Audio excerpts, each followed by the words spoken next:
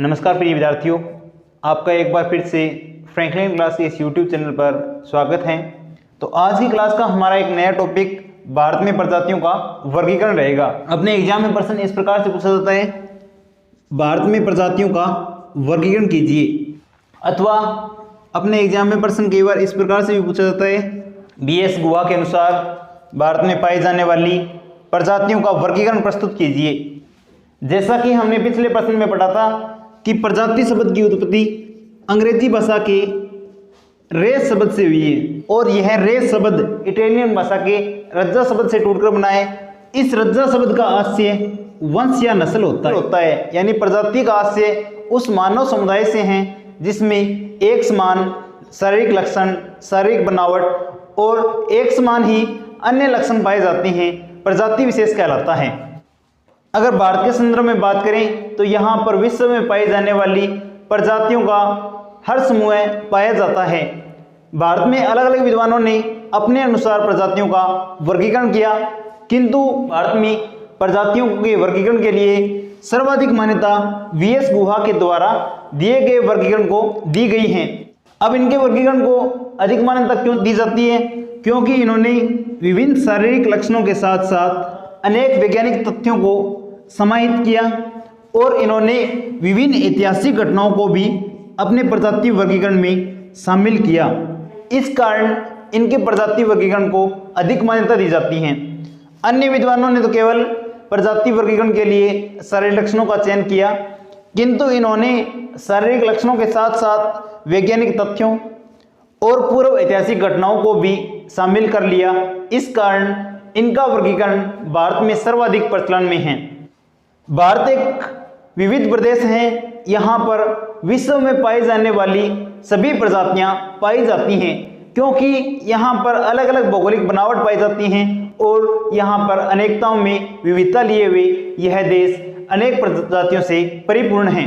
भारत में पश्चिमी देश के विद्वानों के अनुसार यहाँ पर सर्वप्रथम निग्रोइड प्रजाति आकर बस गई थी और इन्होंने अपना आवास बना लिया था। यही निग्रोइड प्रजाति बाद में द्रविड़ के नाम से जानी गई। निग्रोइड प्रजाति के बाद में यहाँ पर मंगोलाइड प्रजाति का आगमन होता है और इसके बाद यहाँ पर काकेशियन प्रजाति का आगमन होता है। यही काकेशियन लोग यहाँ पर भारत में आर्य कहलाए। इन आर्य लोगों के बाद में भारत में मंगोलाइड व भूमध्य सागरीय प्रजाति का मिश्रण होता है और ये लोग भारत में आकर बस जाते हैं। मंगोलाइड प्रजाति और भूमध्य सागरीय प्रजाति के लोग भारत में विजय प्राप्त करने के लिए आते हैं, यानी भारत पर उत्तराधिकार प्राप्त करने के लिए आते हैं। ये लोग यहाँ पर शासन स्थापित करना चाहते हैं। अतः भारत में अनेक प्रजातियों का समय समय के अनुसार आगमन होता गया। भारत में मुख्य रूप से 6 प्रकार के प्रजाति समूह पाए जाते हैं। भारत में पाए जाने वाला पहला प्रजाति समूह निग्रोइड प्रजाति है। अनेक विद्वानों के अनुसार यहाँ पर सबसे पहले जिस प्रजाति का आगमन होता है वो निग्रोइड प्रजाति थी। निग्रोइड प्रजाति भारत में सबसे पहले आकर बस गई थी और इन्हीं प्रजाति को आगे चलकर द्रविड़ के नाम से जाना गया। इस प्रजाति के लोगों के बाल ऊन के समान घुंघराले होते हैं, यानी इस प्रकार से एक गुंडी लिए हुए बाल होते हैं। इस प्रजाति के लोगों की नाक चौड़ी व समतल पाई जाती है। इस प्रजाति के लोगों का सिर गोल पाया जाता है। इस प्रजाति के लोगों का जबड़ा बाहर की ओर निकला हुआ होता है। आदि इस प्रजाति के शारीरिक लक्षण हैं। निग्रोइड प्रजाति के लोग भारत में मुख्य रूप से अंडमान एवं निकोबार द्वीप समूह, मध्य प्रदेश, छत्तीसगढ़, महाराष्ट्र, कर्नाटक, आंध्र प्रदेश, तमिलनाडु और केरल के पहाड़ी क्षेत्रों में निवास करते हैं। निग्रोइड प्रजाति के लोग मुख्य रूप से दक्षिणी भारत में पाए जाते हैं। इनका निवास स्थान अंडमान एवं निकोबार द्वीप समूह, मध्य प्रदेश, छत्तीसगढ़, महाराष्ट्र, कर्नाटक, आंध्र प्रदेश, तमिलनाडु, केरल आदि के पहाड़ी क्षेत्रों में निवास करते हैं। वर्तमान समय में अनेक जनजातियों में इस प्रजाति के लक्षण पाए जाते हैं।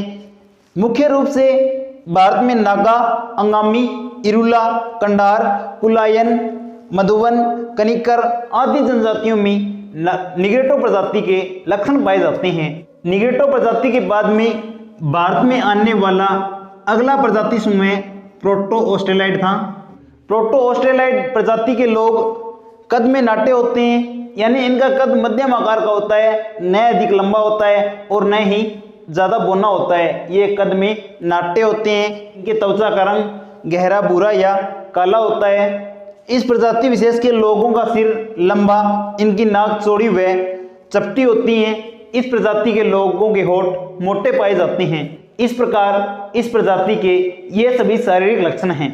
यह प्रजाति मुख्य रूप से दक्षिणी भारत में पाई जाती हैं। मुख्य रूप से इस प्रजाति के लक्षण भारत के अनेक प्रजातियों में पाए जाते हैं। अगर जाति विशेष की बात करें तो दक्षिणी भारत की चेंचू, मलायन, मुंडा, कुर्नमना, चरूबा, कोल, संथाल व भील जनजाति समूह में प्रोटो ऑस्ट्रेलाइड प्रजाति के लक्षण पाए जाते हैं। इस प्रजाति का निवास स्थान दक्षिण पश्चिमी भारत और प्रायद्वीप की पहाड़ियां हैं। इस प्रकार यह प्रजाति भारत के दक्षिणी पश्चिमी पहाड़ियों और प्रायद्वीप की पहाड़ियों में अपना निवास बनाती हैं। भारत में पाया जाने वाला अगला प्रजाति विशेष मंगोलाइड प्रजाति है। यह प्रजाति मूलतः चीन की मानी जाती है। यह प्रजाति प्रायद्वीप भारत और इंडोनेशिया से प्रवास करते हुए आगे चलती रही और पूर्वी भारत के पर्वतीय दर्रों को पार करके भारत में आकर बस गई। इस प्रकार इस प्रजाति विशेष में चीन के लोगों के समान लक्षण पाए जाएंगे। इस प्रजाति के शारीरिक लक्षणों की बात करें तो इस प्रजाति का मुंह चपटा, नाक गोल, चेहरे की हड्डियां उभरी हुई, आंखें बादाम के समान और छोटी व कम खुली हुई होती हैं। इनका सिर चौड़ा, इनका शारीरिक कद छोटा और त्वचा का रंग थोड़ा पीलापन लिए हुए होता है। इस प्रकार अद्भुत लक्षणों से परिपूर्ण यह प्रजाति भारत में आकर बस गई। यह प्रजाति मुख्य रूप से उत्तरी पूर्वी भारत के क्षेत्रों में पाई जाती हैं। अगर क्षेत्र विशेष की बात करें तो यह प्रजाति लद्दाख, सिक्किम, अरुणाचल प्रदेश और भारत के अन्य उत्तरी पूर्वी राज्यों में निवास करती हैं। यानी यह प्रजाति चीन से लगे हुए क्षेत्र में रहना पसंद करती हैं क्योंकि इसकी जलवायु अधिक ठंडी होती है। मंगोलाइड प्रजाति को भारत में मुख्य रूप से दो भागों में बांटा गया है, यानी मंगोल लोगों को भारत में दो भागों में बांटा गया है। पूर्वी मंगोलाइड, तिब्बती मंगोलाइड।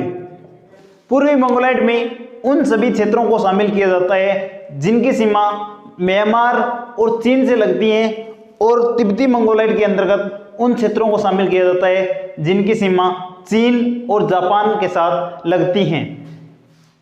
इसके बाद भारत में पाई जाने वाली अगली प्रमुख प्रजाति विशेष भूमध्य सागरीय प्रजाति है। भूमध्य सागरीय प्रजाति के शारीरिक लक्षणों की बात करें तो इस प्रजाति के लोग मध्यम कद के होते हैं। इस प्रजाति के लोगों का शरीर हल्का, इस प्रजाति के लोगों का सिर लंबा व पतला, इनका मस्तक थोड़ा आगे निकला हुआ, चेहरा फैला हुआ है, इनकी ठोड़ी नोकदार, इनकी त्वचा का रंग भूरा व जैतूनी होता है। इस प्रजाति की सबसे बड़ी विशेषता यह है कि इस प्रजाति की आंखों का रंग गहरा भूरा होता है। इस प्रजाति की आंखें बहुत बड़ी और बहुत ही ज़्यादा खुली हुई होती हैं। यह प्रजाति मुख्य रूप से उत्तर प्रदेश, पंजाब, महाराष्ट्र, पश्चिम बंगाल और मालबार तट पर निवास करती हैं। इस प्रजाति के लोग अनेक कार्यों में संलग्न होते हैं। इसके बाद भारत में पाए जाने वाला अगला प्रजाति समूह पश्चिमी चौड़े सिर वाली प्रजाति समूह को शामिल किया जाता है। यह प्रजाति भारत में मुख्य रूप से पश्चिमी दिशा से आकर निवास करने लगी। यानी इस प्रजाति विशेष को तीन उपवर्गों में बांटा गया है: अल्पनाइनोटोड, डिनारिक और आर्मेनोनाइड। इस प्रजाति विशेष का पहला उपवर्ग आता है अल्पनाइनोनोड। इस प्रजाति की प्रमुख शारीरिक विशेषताएं इस प्रकार से हैं: इनका सिर चौड़ा, इनका कद छोटा, चेहरा गोल, नाक उभरी हुई, रंग गोरा, चेहरे व शरीर पर बाल अधिक मात्रा में पाए जाएंगे। इसके बाद इस प्रजाति के लोगों का शरीर सुसंगठित व कम भारी होता है। अल्पनाइनोनोड प्रजाति मुख्य रूप से आंध्र प्रदेश, गुजरात, महाराष्ट्र, कर्नाटक, तमिलनाडु, उत्तर प्रदेश, बिहार और गंगा के विशाल डेल्टा मैदानों में निवास करती हैं। इस प्रजाति का अगला उपवर्ग आता है डिनारिक प्रजाति। डिनारिक प्रजाति की मुख्य शारीरिक विशेषताएं इस प्रकार से हैं। डिनारिक प्रजातियों के लोगों में इनके शरीर का कद लंबा, इनके त्वचा, बालों और आंखों का रंग एक समान होता है। इनकी त्वचा और आंखों और बालों का रंग सांवला होता है। इस प्रजाति के लोगों का सिर मध्यम चौड़ा होता है, यानी अल्पेनाइड प्रजाति से थोड़ा छोटा होता है। इस प्रजाति का चेहरा व नाक लंबी होती है। इस प्रजाति के सिर के पीछे का भाग सपाट होता है। यह प्रजाति मुख्य रूप से बंगाल, उड़ीसा, तमिलनाडु और कर्नाटक के पहाड़ी क्षेत्रों में पाई जाती हैं। इन क्षेत्रों के अलावा यह प्रजाति महाराष्ट्र और उत्तरी हिमालय के वन्यपाल क्षेत्रों में पाई जाती हैं। इस प्रजाति का मिश्रण भूमध्य सागरीय प्रजाति से हो गया। इसके बाद गुजरात और इसके आसपास के क्षेत्रों में डिनारिक और अल्पनाइनोइड प्रजाति का मिश्रण हो गया, जिसके फलस्वरूप यहाँ पर एक नई जनजाति का उद्भव हुआ। पश्चिमी चौड़े सिर वाले प्रजाति का अगला और लास्ट उपवर्ग आर्मेनोइड प्रजाति विशेष हैं। इस प्रजाति के लोगों का कद मध्यम आकार का, इनका सिर चौड़ा, नाक बहुत लंबी, शरीर पर बालों की मात्रा अधिक होना इस प्रजाति विशेष के प्रमुख शारीरिक लक्षण हैं। यह प्रजाति मुख्य रूप से भारत के दक्षिणी पश्चिमी भागों में पाई जाती हैं। वर्तमान समय में मुंबई के आसपास के क्षेत्रों में पारसी लोगों में आर्मेनोइड प्रजाति के अधिक लक्षण पाए जाते हैं। इस प्रकार यह प्रजाति अलग अलग क्षेत्रों में भारत के दक्षिणी पश्चिमी क्षेत्रों में निवास करती हैं। भारत में पाया जाने वाला अंतिम प्रजाति समूह नार्डिक या इंडो आर्यन प्रजाति है। यह प्रजाति भारत में आने वाली सबसे अंतिम जाति थी। इस प्रजाति के लोगों का सिर अन्य प्रजाति की तुलना में अधिक बड़ा पाया जाता है। इस प्रजाति का चेहरा लंबा, इस प्रजाति के जबड़े और ठोड़ी मजबूत पाए जाते हैं। इस प्रजाति के लोगों की नाक पतली व सीधी और ऊंची उठी हुई होती हैं। इस प्रजाति के लोगों के बालों का रंग सुनहरा होता है और इस प्रजाति की सबसे बड़ी विशेषता यह है कि इस प्रजाति के लोगों की आंखें नीली होती हैं। नार्डिक प्रजाति मुख्य रूप से भारत के उत्तरी मैदानों में निवास करती हैं। यह प्रजाति मुख्य रूप से पंजाब, हरियाणा, राजस्थान, उत्तर प्रदेश आदि के भागों में निवास करती हैं। इस प्रजाति का विस्तार पूर्व में पश्चिम बंगाल तक है। इस प्रजाति का विस्तार पूर्व दिशा में पश्चिम बंगाल तक फैला हुआ है। इस प्रकार भारत में अलग अलग प्रजाति विशेष पाई जाती हैं। इसी कारण अलग अलग प्रजातियों और जनजातियों से परिपूर्ण भारत को विविधता में एकता लिए हुए देश कहा जाता है।